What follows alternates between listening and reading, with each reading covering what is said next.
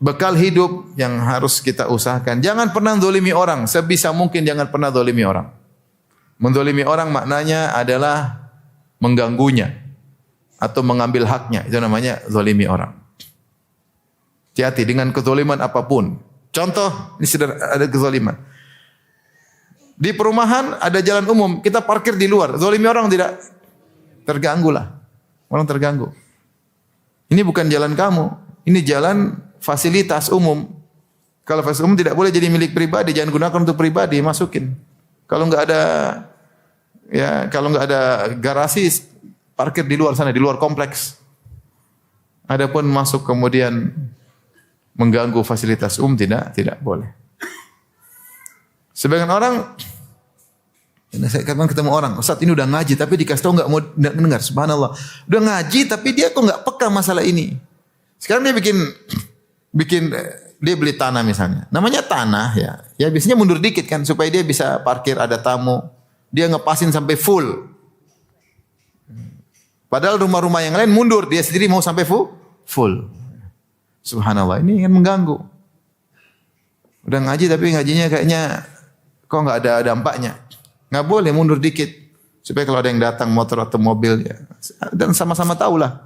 Tidak berarti kalau punya tanah kemudian di-fullkan misalnya. Ada orang nekat, saya lihat sendiri bikin rumah. Dia bikin rumah, tanah dia fullkan, paham?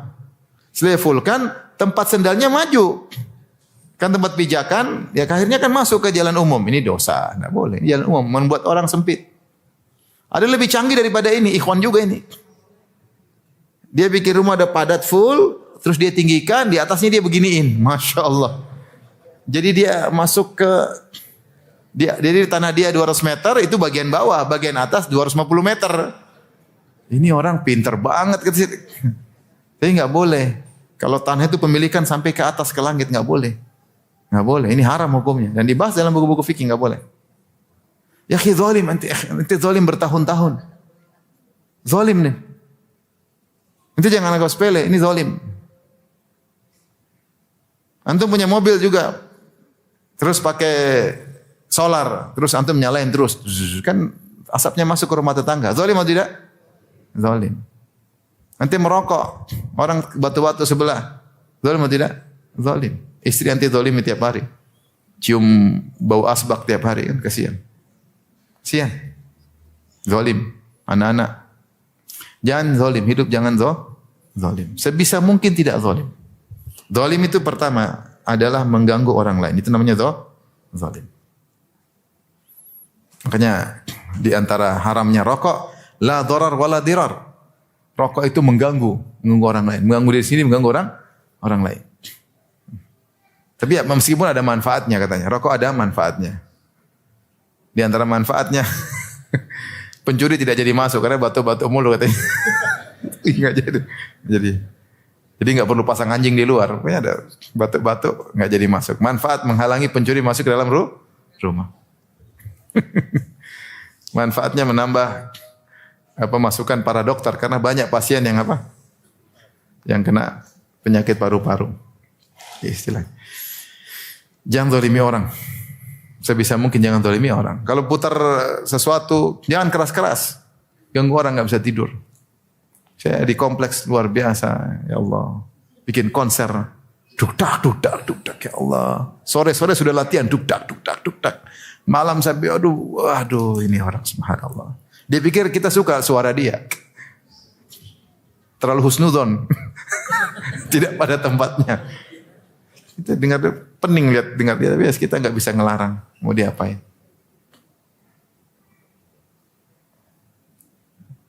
Ini zalim orang nggak bisa tidur. Siang. Jangan sampai zalimi orang lain.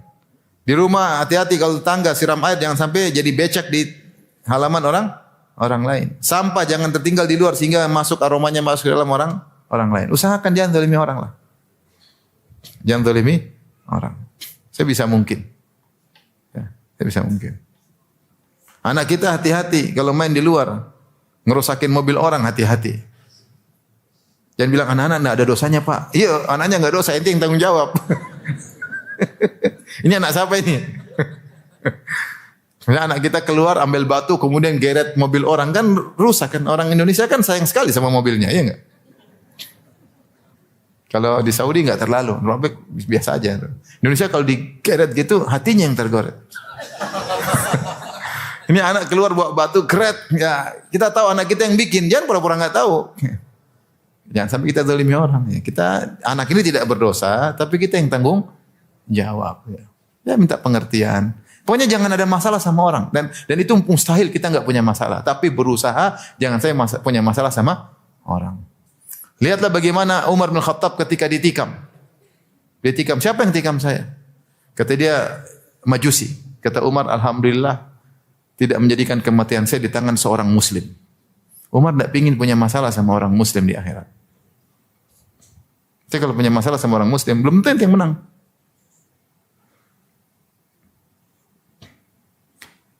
Kalau sekarang kita punya duit, kita bisa sewa pengacara, bisa sewa hakimnya, bisa kita sogok. Ya. Bisa atau tidak? Bisa banget. Yang penting ada duit. Tapi kalau di akhirat, repot. Berusaha. Ini pertama, jangan ganggu orang. Kedua, di antara bentuk zalim adalah tidak menunaikan hak orang. Hati-hati ini ibu-ibu, jangan sampai hak suami tidak ditunaikan. Hak suami apa aja ibu-ibu? Jangan pura-pura enggak tahu. Coba hak suami apa? Ini udah belajar belum ibu-ibu? Coba. Apa hak suami ibu-ibu? Coba sebutin ibu-ibu. Kasih makan. Itu bukan hak suami kalau kasih makan. Itu hak istri. Ini hak suami.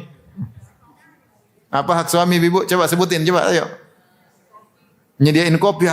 Itu hak. Ya, hak juga kecil itu. Hak yang besar-besar. Apa hak suami? Nyuci baju, gorengkan nasi goreng, bikinin kopi. Itu ya. Yang besar-besar, saya enggak pengin hak kecil-kecil, hak besar-besar apa haknya coba? Ayo ibu jangan pura-pura enggak tahu. Ini benar ibu, jangan sampai salah bekal. Ya. Apa hak bapak-bapak ibu-ibu?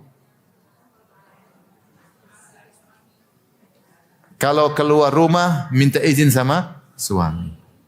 Jangan sampai keluar rumah, asal pergi aja tidak minta izin apa? Suami. Harus ingat. Kalau ada tamu mau masuk harus izin suami. Perhatikan. Tidak boleh terima tamu, terima keluarga, kerabat masuk semua ke rumah. Minta izin sama suami. Rumah suami. Sekarang apalagi mudah. Bisa akses tinggal telepon, tinggal WA. Ini suami pulang. Wih, ada sendal 30. Siapa aja nih? Ternyata ponakan istri semuanya. Ya Allah, habis beras gua habis nih.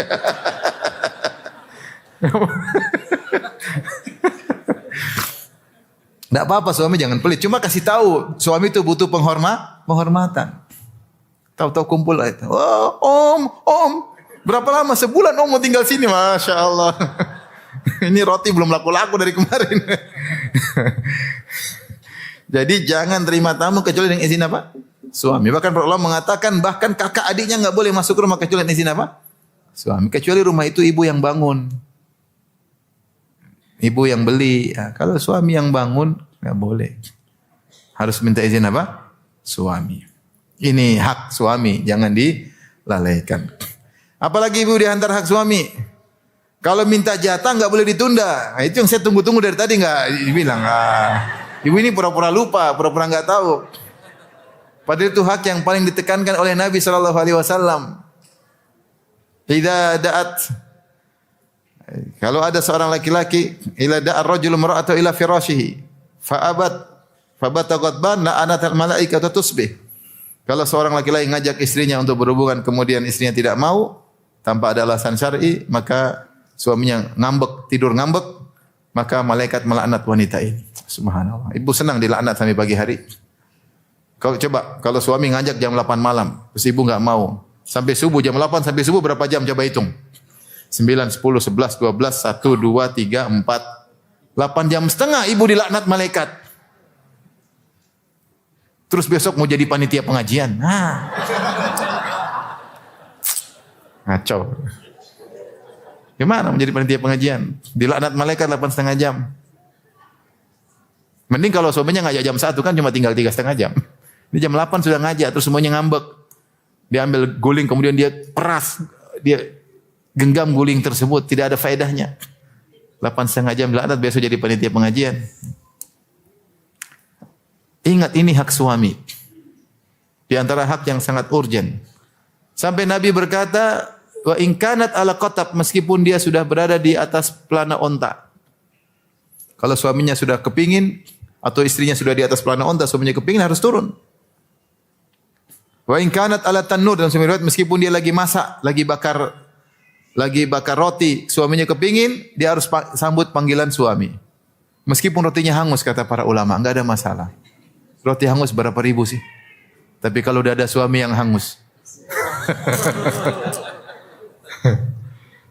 Jadi Ibu, di antara bentuk zalim adalah tidak menunaikan hak orang. Makanya Ibu harus tahu hak suami ada, hak anak ada. Anak punya hak disayang, tidak dipukulin melulu, sabar dengan kenakalannya. Anak-anak ada yang Masya Allah iseng luar biasa anak-anak itu. Ada yang diam-diam, tenang. Ya kadang-kadang tenang-tenang terus blow on tahu-tahu. Ada yang Masya Allah ribut sana ribut sini, lomcat sana banting sana banting sini, ganggu adiknya, ganggu kakaknya. Ada yang begitu. Ya, kita harus tahu ini anak-anak ya, harus jangan bilang diomongin enggak ngerti. Ini namanya juga anak-anak. Ini masih kecil, masih 2 tahun, 3 tahun ya. Gimana? Kapan dia dibohongin, sabar. Memandikan aja susah, masuk kamar mandi, ambil barang-barang masukin ke toilet, handuknya lempar ke, nangis ibunya lihat anak. Sabar, dia punya hak untuk disabarin. Tidak boleh main hantam, pak, biru semua badan, merah semua. Kasihan. Ini ibu salah didikan, bukan anak salah didikan. Ibu salah didikan.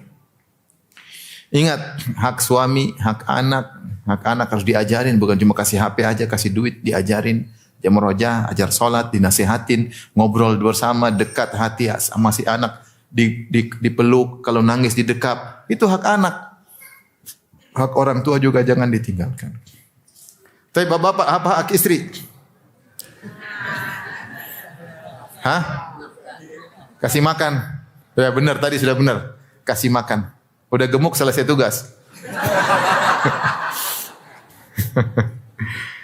Dalam hidup ini jangan sampai zalim. Jangan menyakiti orang lain, jangan tidak menunaikan hak orang lain. Dan itu bukan cuma suami istri aja. Ingat, teman kita punya hak, tetangga kita punya hak, teman kongsi dagang kita punya hak, guru kita punya hak, murid kita punya hak. Kalau kita ngajar di pondok pesantren, murid punya hak, wali murid punya hak. Jangan sampai hak mereka tidak kita tunaikan. Kalau hak kita tidak ditunaikan masih mending, kita akan ambil di hari kiamat kelak. Tapi kalau ternyata hak orang tidak kita tunaikan, kita akan binasa pada hari kiamat kelak. Renungkan sekali-sekali hak apa saja yang sedang, karena kita semua manusia, kita punya hak dan juga ada hak orang sama kita. Semua orang seperti itu. Pastikan hak orang kita tunaikan, pastikan hak orang kita tunaikan, pastikan kita tidak ganggu orang lain. Ini modal paling besar hari kiamat kelak, karena kezaliman kata Nabi, az-zulmu zulumatun yaumal qiyamah. Kezaliman adalah kegelapan yang bertubi-tubi pada hari kiamat kelak. Kita akan binasa, kita akan sengsara, kita akan susah kalau kita zalimi orang. Kita zalimi orang. Demikian saja Bapak Ibu yang dirahmati Allah Subhanahu wa taala.